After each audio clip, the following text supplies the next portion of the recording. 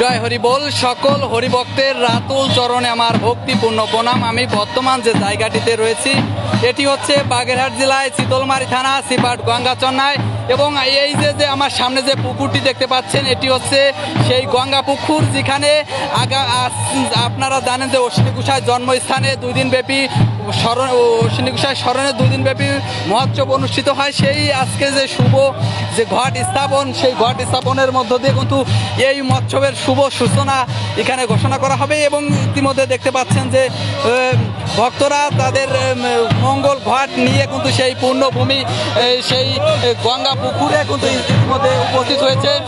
সেটি আপনারা দেখতে পাচ্ছেন যে আস্তে আস্তে কিন্তু সেটির মূল যে দলটি সেটির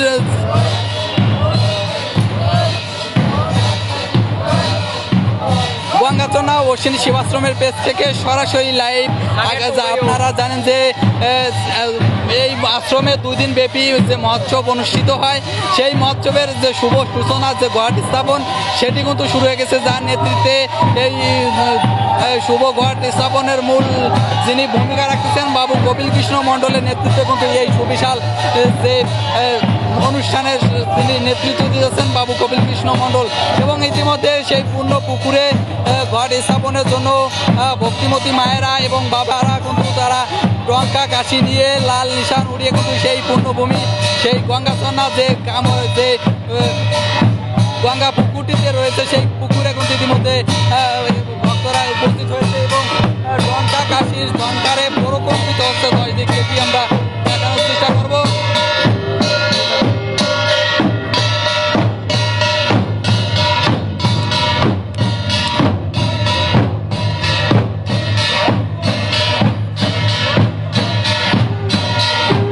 ইতিমধ্যে কিন্তু সেই দলটি কিন্তু ইতিমধ্যে সেই গঙ্গা পুকুরে উপস্থিত হয়েছে। এবং আপনারা জানেন যে গঙ্গাচন্না অশ্বিনী শিবাশ্রমে প্রতি বছরের ন্যায় এবছরও হতে যাচ্ছে সেই অশ্বিনী ঘোষার স্মরণে 2 দিন ব্যাপী মহোৎসব।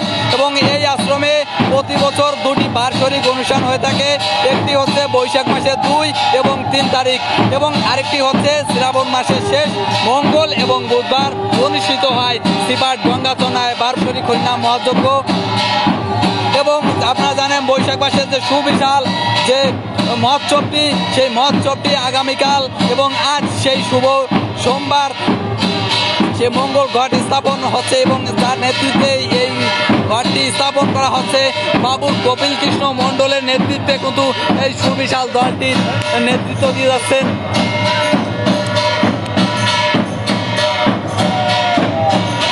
হয়তো আমার এখানে নেটে তেমনটা ভালো পাচ্ছে না, তার জন্য আমি আন্তরিকভাবে দুঃখিত আপনাদের মাঝে। ইতিমধ্যে সেই কামনা সাগরে বা যে গঙ্গা পুকুরটিতে সেখানে কিন্তু দুধ এবং তেল দিয়ে মায়েরা কিন্তু সেই পুকুরটাকে ইকিউরে নেওয়ার পরে কিন্তু ঘট স্থাপন করা হবে। এটি আমরা কিন্তু সরাসরি লাইভের মাধ্যমে আপনাদের মাঝে দেখানো চাচ্ছি। এবং দেখতে পাচ্ছেন যে এই জায়গায় আগামীকাল যে লক্ষ লক্ষ ভক্তদের সমাগম হবে, এবং সেই সমাগমকে ঘিরে মানুষের কোনো কিছুতে কমতি থাকবে না বলে আশা আমাদের। এর মধ্যে দেখতেছেন যে ঘটের যে মূল আনুষ্ঠানিকতা সেটি কিন্তু ইতিমধ্যে সম্পূর্ণ হয়েছে, এবং আপনারা মায়েরাই একের পর এক হরিনামের বন্যায় বা হরিনামের প্লাবনে প্লাবিত হচ্ছে।